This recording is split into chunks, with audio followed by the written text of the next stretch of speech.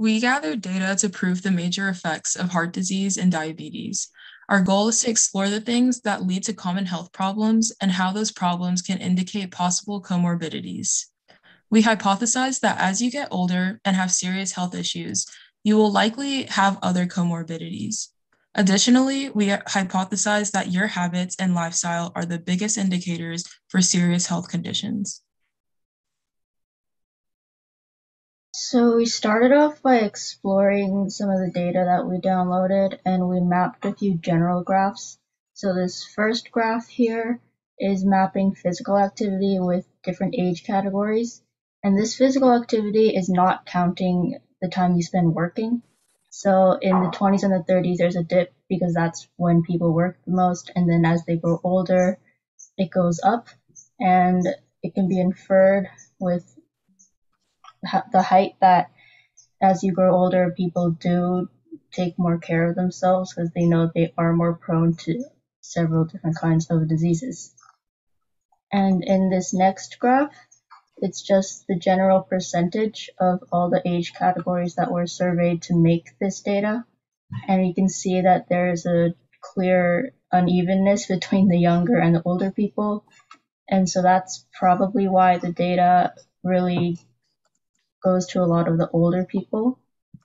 So it is there is a negative part that the younger people could be affected by this, to be a little careless with their own health. So it's important to send the message that everybody should care for their health regardless of their age, given that the more you deteriorate, the higher the chances of any disease is. And this last graph down here is mapping general relationship between physical and mental health. There's obviously a very clear linear relationship, which does suggest that they're very highly correlated with each other.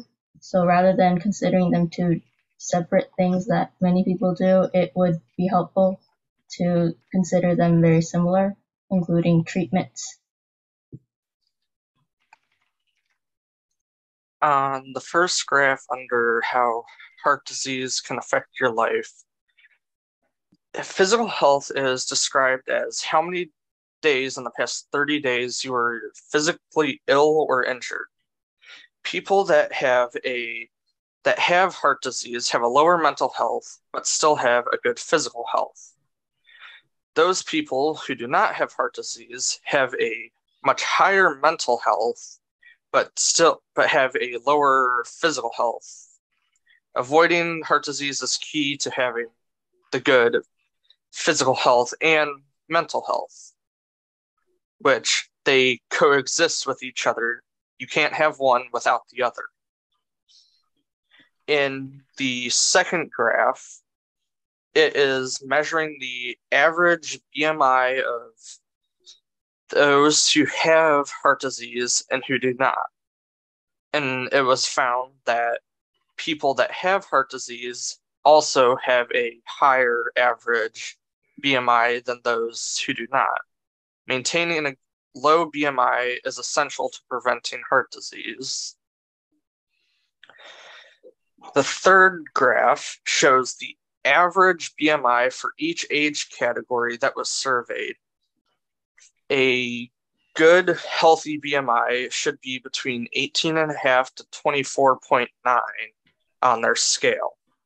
As the people that were surveyed get older, they were more likely to be retired, so they have more time to exercise to reduce their BMI.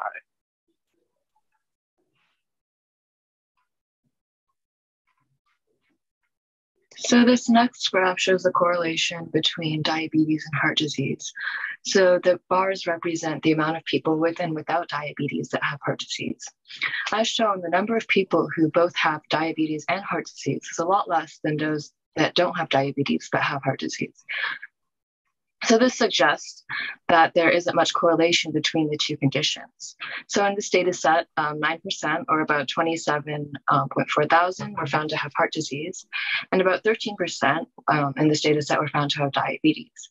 And then within the whole population, about 9,000 were found to have both heart disease and diabetes. So then the next graph is on heart disease and mental health. So mental health describes the number of days in the past 30 days where the person felt that they didn't have good mental health. So as seen, the people with heart disease tended to have more days where they felt that their mental health wasn't good. So this suggests that heart disease has a negative impact on mental health. And then with heart disease and physical health, we can see a similar trend to mental health. So the physical health measures the amount of days where the person felt that they didn't have good physical health in the past 30 days.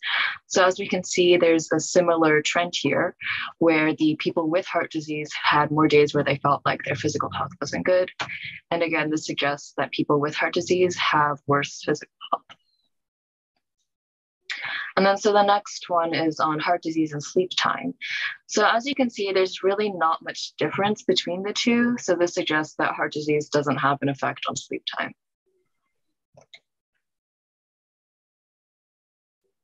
Now I'll be going over the pie chart on smoking and heart disease. This pie chart shows the percentage of people with heart disease who are smokers and non-smokers.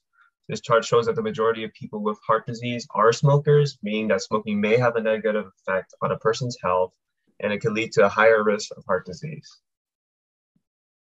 And with the second pie chart, this pie chart shows that the percentage of people without heart disease who are smokers and non-smokers.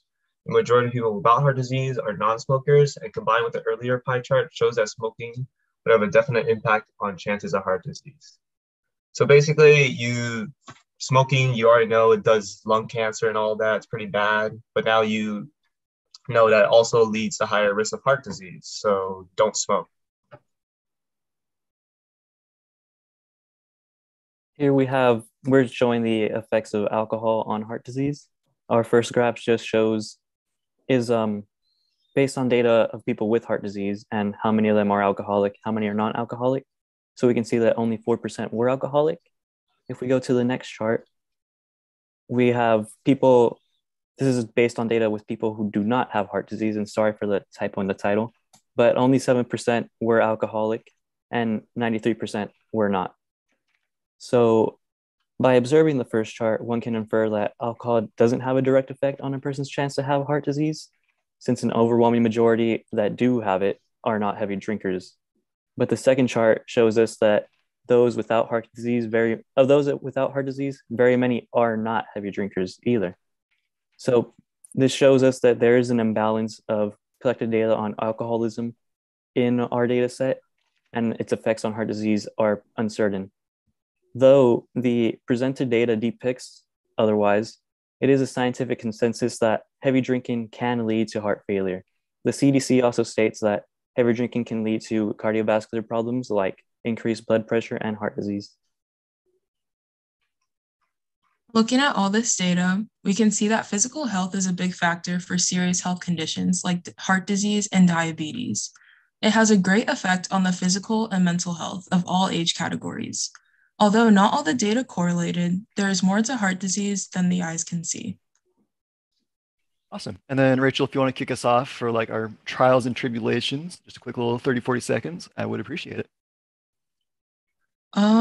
I enjoyed working on the visual part of this project. This was my first time really applying Python to a big project with data sets, and it was difficult to try and get the colors and all the merged data to put it into one graph. But we debugged, we helped each other, and I'm glad it all worked out. Oh yeah. And then going down the list in the order that you guys presented. Yeah, I had learned Python before this, but this was the first time I applied it for like data sets and making visuals, so that was really cool. And just the size of the data and all that was kind of overwhelming at first, but then we worked it out and we cleaned it, organized it, and it came out fine, so.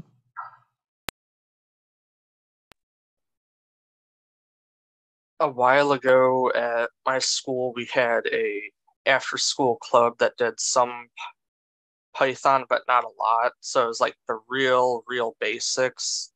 So I liked that we went through with the basics so we could figure out what we were doing, and then we put it to something to show what we learned. And then having the extremely large pile of data with nearly 320,000 different entries for each category was a bit much. I've never really done like that much Python before. So learning Python or like the basics of Python was pretty cool. And I really enjoyed like sorting through the data and extracting like pieces of information. I found that really fun.